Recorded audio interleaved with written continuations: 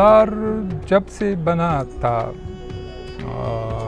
उस वक्त से काफ़ी लोग यहाँ विज़िट के लिए आते थे। इसमें बाबा के वो करीबी दोस्त शायर अदीबों के अलावा जो आम लोग भी खैबर का विज़िट करते थे, तो यहाँ कम्प्लेक्स देखने के लिए वो ज़रूर आते थे।